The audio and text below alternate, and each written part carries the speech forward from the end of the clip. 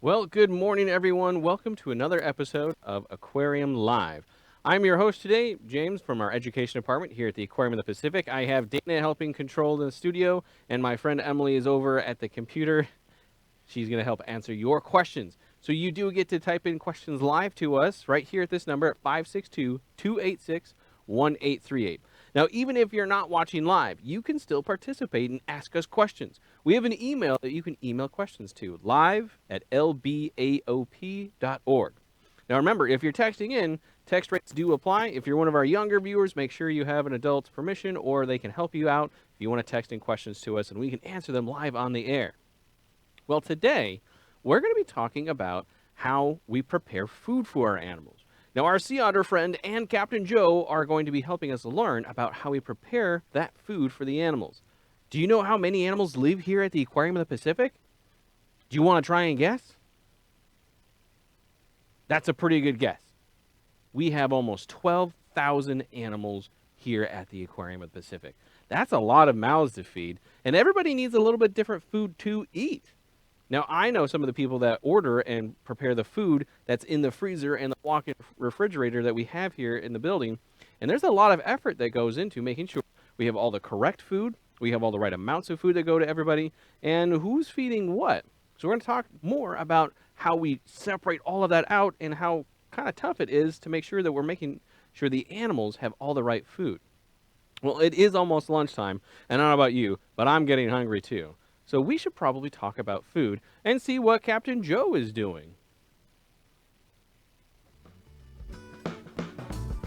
Hey, there's Captain Joe with our Sea Otter. Hello, boys and girls. Welcome to the Aquarium of the Pacific. I'm Captain Joe of the Ocean Ranger, and I'm here with my co-host Sea Otter today in the Northern Pacific Gallery at the aquarium. And we're here to investigate about food today, Sea Otter. Now, I do know that food is one of your favorite things. Sea otters have a huge appetite. But unfortunately today, Sea Otter, we're not here to eat food. We're here to investigate food. I know. We're going to learn today about how our food is prepared for our animals and also how our food is fed out to our animals as well. So Sea Otter, let's team up. You go that way, find more about the preparation of the food, and I'll go this way and I'll find out more about how that food is given out to the animals. Ready? Let's do it.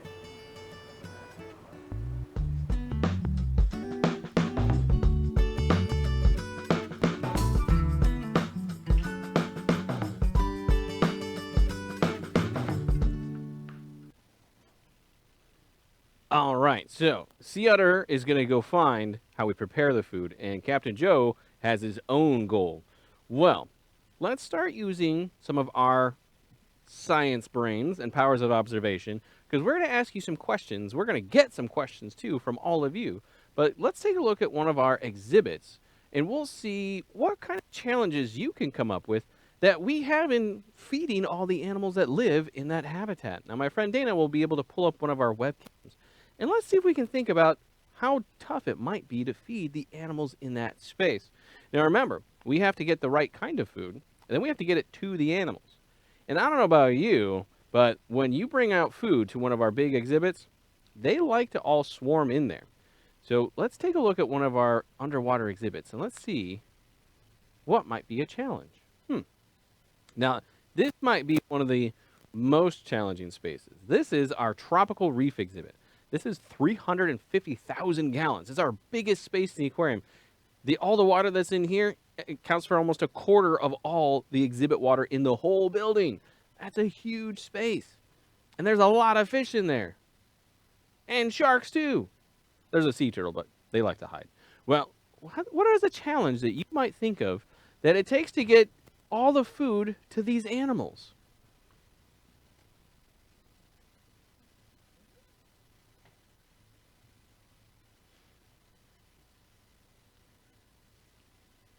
Well, I'll give you a couple more hints. This space is also 25 feet deep in this corner where the camera is at.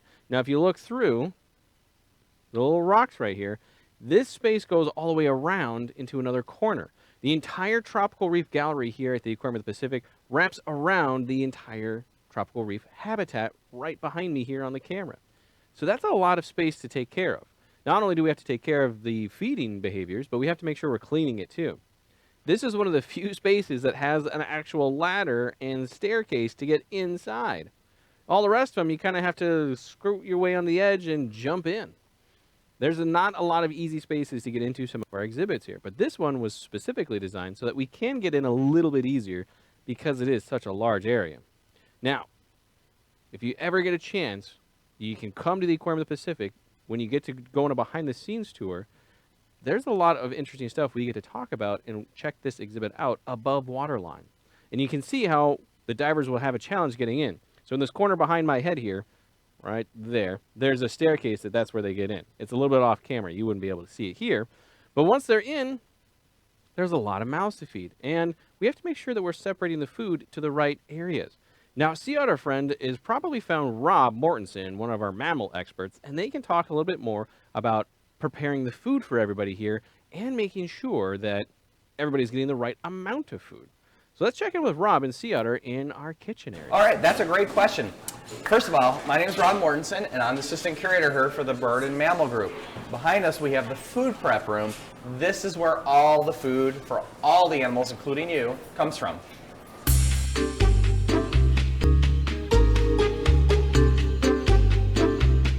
All right, Sea Otter, well, as you can tell, this is a busy time in the morning. This is food preparation time. Behind you, we have food preparation going on for the fishes. Over here, we have food preparation going on for the sea otters. Anyone interested in that? Yeah. Food preparation going on for the birds. And finally, over here, we have food preparation going on for the seals and the sea lions. So we got a lot of food preparation going on in this room at this time of day, every day. Well, that's a lot of animals that we have to take care of, and that kitchen is fairly big, but it gets pretty cramped in there in the morning when we're preparing food for everybody.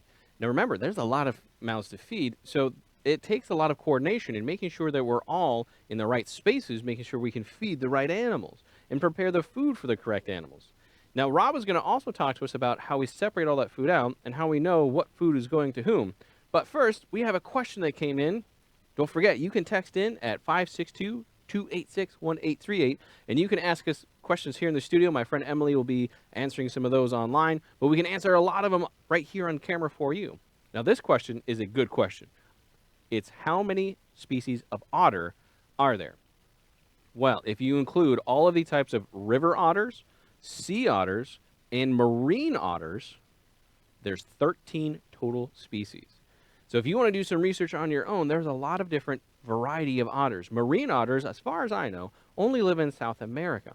There's river otters that live in freshwater habitats throughout a lot of spaces of the world.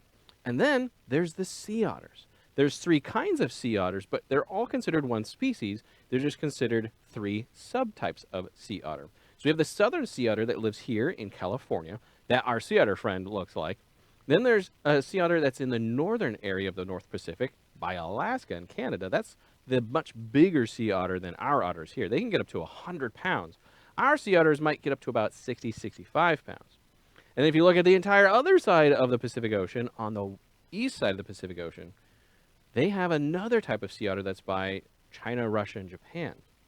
So the sea otter lives across the entire northern Pacific range. And because they're kind of regionally distinct, we can consider that there's 3 subspecies. That's a pretty good question to know, because we think of otters as just one kind of thing, but there's a lot of variety based off of their habitat, where they're found in the world, and in some cases it's going to change their family behaviors and how they eat when they're out in their home habitat. But let's learn more about how we separate food out for everybody here inside the Aquarium of the Pacific and how we know what food is going to whom. All right, Sea Otter, so here we've got food prep going on for all your little otter buddies. We have to divide it up so we know who gets which, because each otter gets a little bit different food. You see these are smaller bins.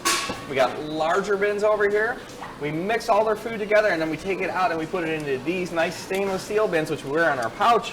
right here at our hips, so when we go into feed, we have our hands free. That works out really well. You can see we have shrimp, we have clams, and we have squid. As a matter of fact, I think I still have some squid I need to cut up. You want to help me?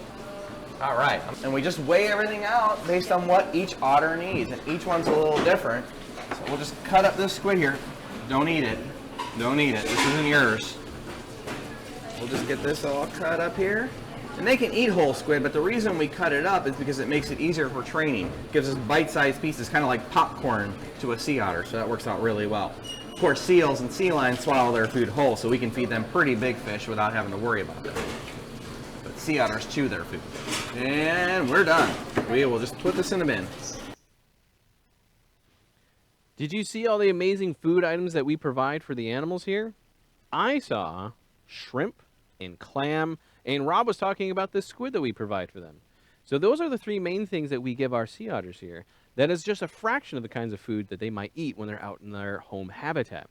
Sea otters are seafloor scavengers. Well, not scavengers, they do hunt, but they're not chasing anybody down. It's not like an animal that has to swim after their prey and trap them. Sea otters, they go down to the seafloor and they pick up their favorite things, and they do about a 3 to 5 minute dive, and they come back up to the surface. Now, have you ever heard about how sea otters break open shells? I'm grabbing a couple items off screen, so don't worry, I did not disappear. I'm looking for another shell. All right, I'm just going to use these two. So I have an abalone, and I have a sea urchin. Now, this is a sea urchin when there's no spines on their body. But sea urchins are a favorite food of sea otters, and abalone are often too. But a sea otter will save a rock or a shell or a hard object that they can use to crack open or break open the shell of another animal. Now, the sea urchin test, their shell, is still pretty hard. Even when they pull the spines off and kind of clean it up a little bit before they can break it open, they still need another tool to break open that shell.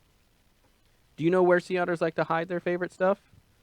I bet you have done this too. Put something in your pocket. Well, sea otters don't have pockets like we do. So where are their pockets? It's their armpits. Do you like to store stuff in your armpits? You might carry it around for a few minutes, but it's kind of tough to there all day.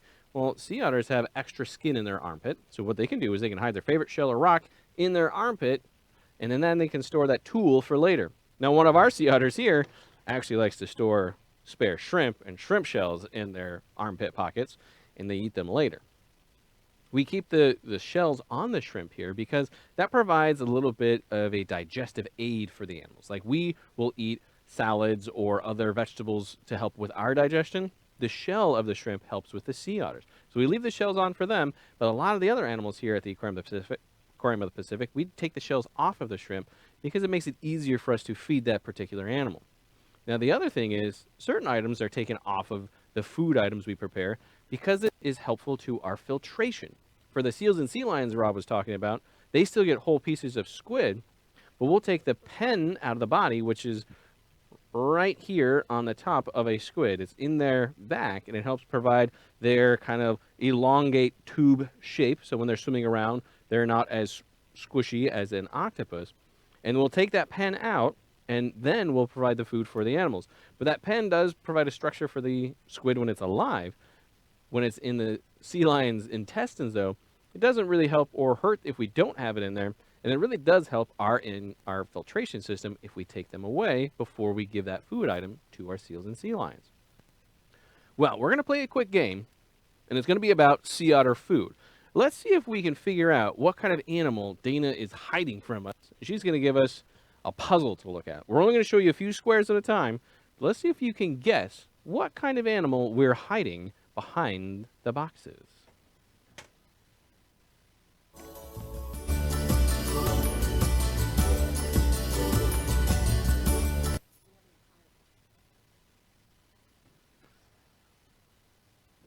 What observations can we make? Let's use our science minds. So scientists, we're all scientists today. Even if you thought we weren't, we are all scientists today. We're going to make observations, we're going to make a guess, and then we're going to see what the answer is. So let's make an observation. What colors do we notice on our pictures? There's a little bit of yellow right here. There's some red. And there's kind of a yellowy green and yellow over here. All right, so now we know that we have some different colors. Which of these colors looks like it belongs to the animal that's hidden in here? I see a weird little spot here. What spot is that? Do you think that might be an eye? That is a good guess. I also see some little frilly, fluffy looking parts right here. So something is red. It has eyes. It's walking around these other things. Do you recognize this structure right beneath my hand? What does that look like to you? That is a piece of coral. I have coral right here. It's not the same kind, but that's a kind of coral that you see in our picture. Okay, so we have coral. We have our red animal with eyes. Did you figure out what the animal is? You can either text us the answer, or you can shout it out to your friends and family. Well, maybe not too loud in case anybody's working at home. But you can help share your answer. All right, Dana, let's see what animal we've been hiding from our friends watching online.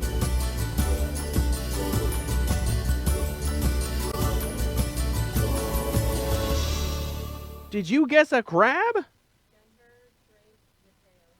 Denver, Drake, and Mateo were texting in answers to us. Great observations and great guesses on the animals. This is a type of crab. Now, this is a crab that otters could eat too. Otters love to eat animals that live off the seafloor. We already talked about the shrimp, the clams, urchins, abalone. They eat crabs. They eat sea stars. They eat a lot of things that live on the ground, and a lot of them have shells. So sea otters really do rely on having that hidden shell in their armpit. Now, one of the questions that came in was, how many pounds of food do the animals eat per day? Well, we'll talk a little bit more about that with Rob, but I will tell you that the sea otters can eat a lot. They can eat almost 25 to 30% of their body weight every day. Well, let's think about how that works for us, people.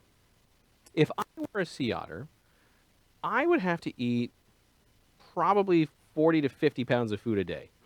That's a lot of food. Well, what does that actually look like? Because it's hard to imagine 40 pounds of food, right? Well, if anybody has seen a large dog, or if you have a large dog as a pet, you might understand how big a bag of food there is. If you ever went to a pet store, that's a big bag of food for a big dog. Now, that is your diet every single day. One entire bag. That is a lot of food. So they might eat, a 60-pound otter might eat 10 to 15 pounds of food a day. Since our otters here are not foraging in the ocean, they're not using as much energy as their counterparts in the ocean. They don't have to eat quite as much. So they do get a lot of food, but it's not always 15 pounds of food per day. Now, the number of otters we have 5. Now, the cool thing about our otter names is that they have names that rhyme. Now, Mrs. Trimble's second grade class has been watching and asking us questions. Let's see if we can remember our sea otter names. We have Millie's the newest, Ollie, Chloe, Betty, and Maggie. Now, we have a really special one. Betty is named after one of our famous friends that really loves the Aquarium of the Pacific, Betty White.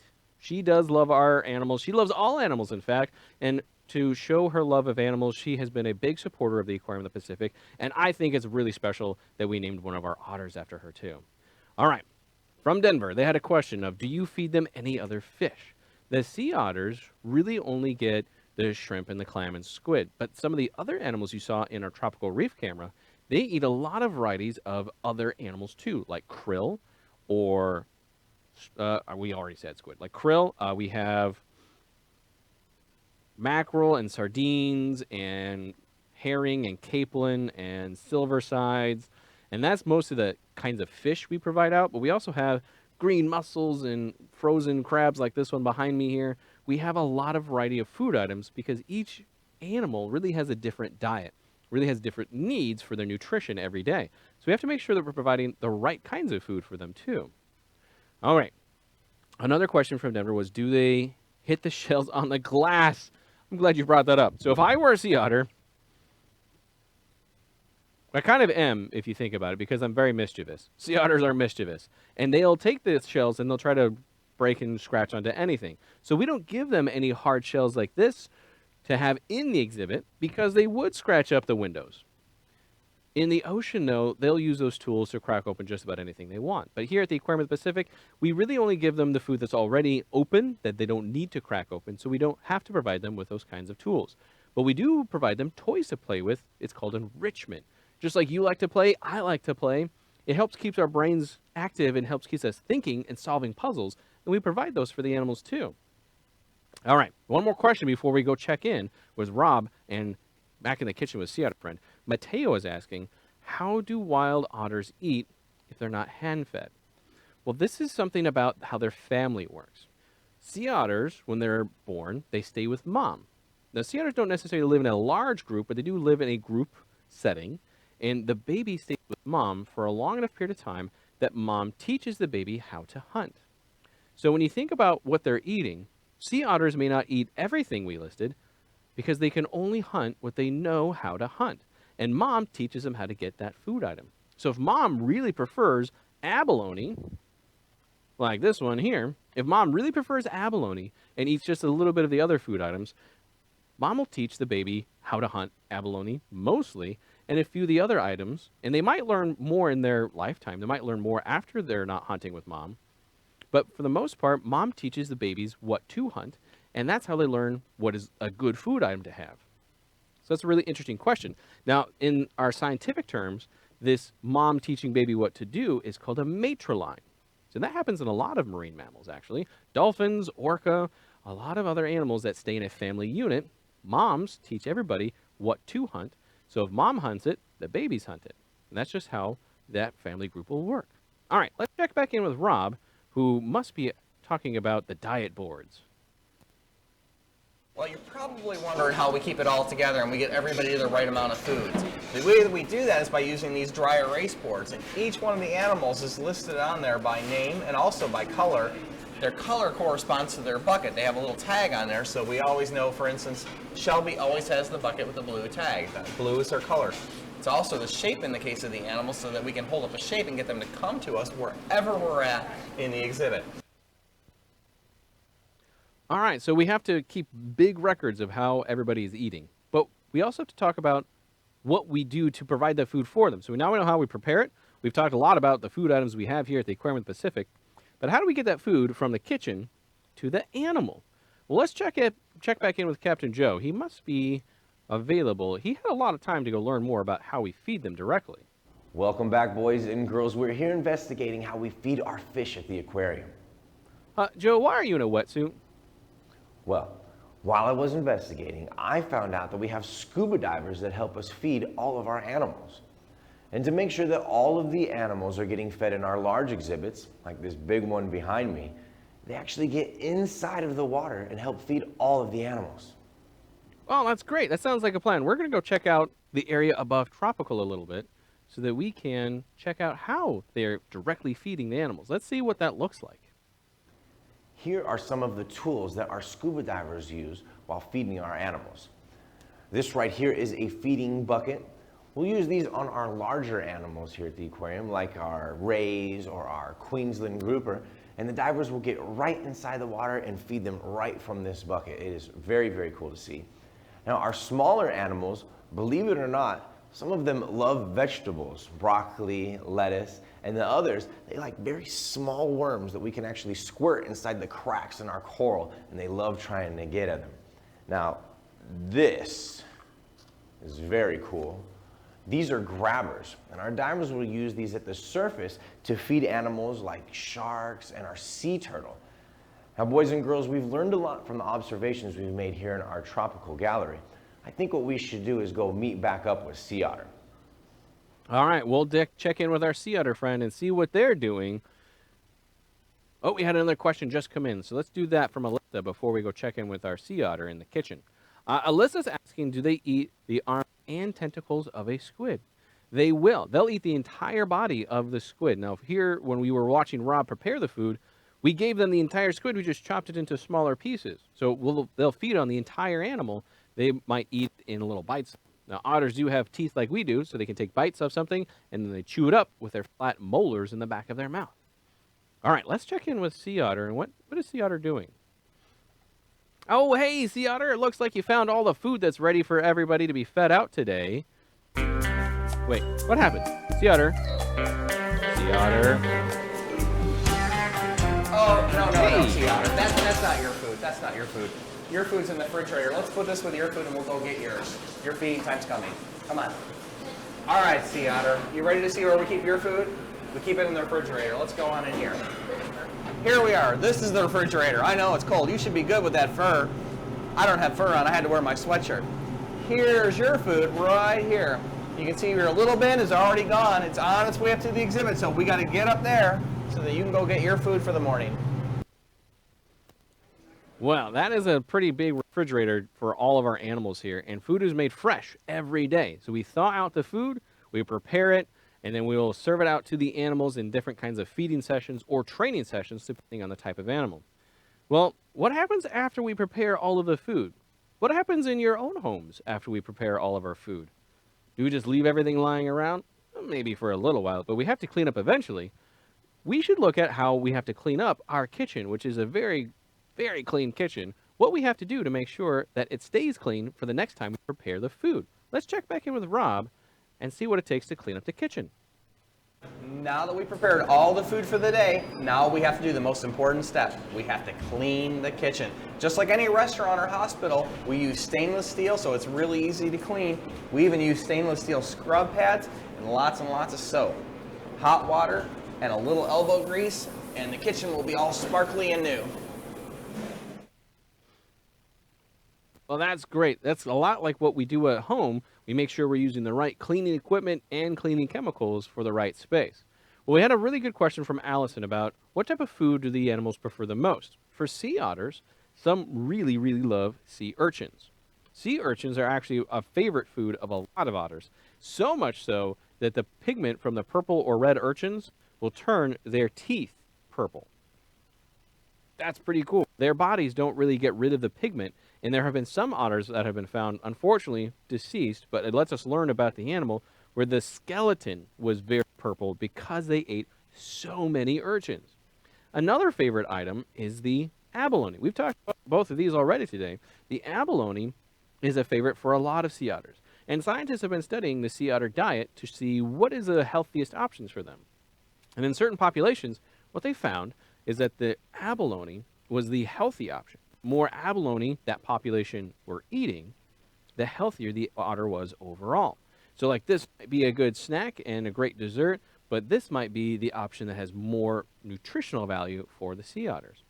So scientists still have to learn a lot about animals, and it's not easy to learn about their diet and how it affects them, because it's tough to get a sample of anything from the sea otters in the ocean.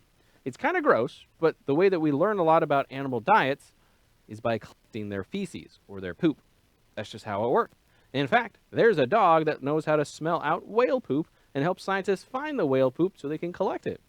Well, you might wonder, why is it important? Why are we even talking about this? It's kind of gross. Well, we can study the waste and learn about the animals that were fed on. We can actually do a genetic analysis of their waste and see what kinds of things they were eating. What proportion of that are they eating a lot of? And it helps us study what are they going to eat, and even do we need to protect the things that they're eating. At one point, abalone were very threatened. Now, some species are still endangered, but if we protect the food, we can protect the animal that eats it too. So not only looking at one animal in an ecosystem, but to help make sure everybody is healthy, to look at the entire system as an entire thing and look at what is the balance, what is the right thing that we need to do to make sure that the ecosystem is healthy along with the sea otters and their food items. Okay, well, that has been a lot of great information. We have a couple more questions coming in. So while that's happening, I think we have enough time to check in our Molina Animal Care Center. This is our vet hospital that's on site. The Molina Animal Care Center is our full-service hospital. We have anywhere from 1 to 3 veterinary doctors that are working at the hospital, plus our vet tech and some interns or other people that come and hang out and learn from our own facility here. Now, Dr. Adams is one of our vets that's been with us the entire time that we've been open, and they have an amazing array of experience. Let's check in and see what Shara is doing in the vet hospital today. Welcome, Ocean Rangers. My name is Shara Seals. I am a veterinary technician here at the Molina Animal Care Center. This is our vet hospital for all of our animals here at the Aquarium of the Pacific. I work with Dr. Lance Adams, our veterinarian. Do you guys ever go to the dentist? Yeah, me too. Well, some of our animals here at the aquarium need to go to the dentist as well. So today we're going to clean some teeth on a sea otter. In the wild, sea otters use shells like clams and urchins to naturally brush their teeth. But here in the aquarium, we help them out a little bit. We don't feed them shells. We take them to the dentist. Once a day, they get their teeth brushed with a toothbrush, just like us. And then once a year, when the otters come for their dentist appointment, they have the same thing done as you and I would when we go. Let's go over some of the tools that we use to clean their teeth. Here we have a fake plastic otter skull. This shows you what their teeth look like. This is a polisher. This polisher is used to polish their teeth. So we have to use toothpaste as well, and this is bubblegum flavored. Use this toothpaste with the polisher to polish their teeth, and we make sure we get all the crevices. We also use this scaler. This gets in between the teeth where the polisher doesn't reach. And then we also have hand tools that we can use. These kind of act as dental floss. They can get in the really small crevices. So we can pick all of the plaque out and keep their teeth clean. All right, now that you guys have seen some of the tools that we use to clean their teeth, let's do it for real. Today we're gonna clean one of our sea otters, Betty. Gotta put my protective gear on. One thing though, they have to be asleep when we do this. So it's better for them and it's easier for us. So let's go check it out. Well, thanks for sharing with us how that we would take care of our sea otter's teeth. Teeth are a very important part of feeding. So when animals have teeth that need to be cleaned, we can take them to the vet doctor and we can make sure that their teeth get cleaned. Interestingly, our sea lions don't need to go for their teeth cleaning pretty much ever. When the sea lion's teeth look kind of dark and almost dirty, gross looking, that's actually healthy for them. They have a special bacteria that live on their teeth that help keep their teeth clean and healthy for them. So, pretty interesting stuff about how we might go do a dental cleaning on a sea otter. Well, we had a couple of questions come in. Roy was asking, what is our biggest animal? Well, the biggest animal that is alive that's in the aquarium, because we have some pretty cool animal models here at the aquarium, the biggest one that is here right now might be Parker. And he's biggest by weight. Parker is probably going to get close to 800 pounds in the next month or so for his summer rut time. Now, the males will bulk up and get really big because during the summer they like to sit on the beach the whole time so that they can guard a section of it and be called the beach master. They're the biggest, strongest male in that area. So the males will put on a lot of weight, and that allows them to hang out on the beach without having to go hunt, and they'll gradually lose that weight throughout the summer. So Parker might be the biggest by weight, but the biggest animal by physical measurement might be our reticulated whiptail ray. The whip ray, she's a fairly large fish. She's almost 400 pounds herself, and she's about 6 feet wide and 10 feet long with her tail. She lives in our Shark Lagoon habitat. If you have a chance, you can check out our Shark Lagoon webcam and see if you can find her. She is a very large stingray. You'll definitely know when you see her. She has spots that almost look like leopard spots on her back. Another great question that came in is the life expectancy of a sea otter. Well, in the ocean, they might only live 8 to 12, maybe 15 years at most, which is not a very long period of time. But here at the Aquarium of the Pacific, we have very good care of our animals. We had 2 of the oldest sea otters ever under human care. They both lived to be about 22 years old. Now, unfortunately, that is about the longest a sea otter can live, and they did pass away. But it was very special that we were able to take care of those sea otters for so long, and they are a very important part of our family here. And Charlie, one of our famous sea otters, he was even sponsored or put into a research article about sea otters in hearing. So what they did is they would have Charlie go down into the water at different depths, and they would record how deep he could hear the trainer call him to return. That's a pretty interesting idea to think about. Well, how should we best prepare ourselves to train these animals, but also what is the effect going on in their habitat in terms of noise pollution or noise that happens around them that's not natural? is a really interesting study, and I'm so happy that Charlie was able to participate and be such an amazing otter for that. Well, we have definitely run out of time today, but I applaud everybody for asking your questions and for typing things into us. But don't forget, you can still ask us questions on our email chain at live@lbaop.org. Well, thank you so much for hanging out and learning a little bit about how we take care of animals with us today. Tune in this afternoon for more of our Aquarium Online Academy, where we're going to be talking about a lot more things and a lot more fun things that you can all tune into at any age. Doesn't matter how old you are, you can have fun learning with us. Thank you so much, and enjoy the rest of your Friday afternoon.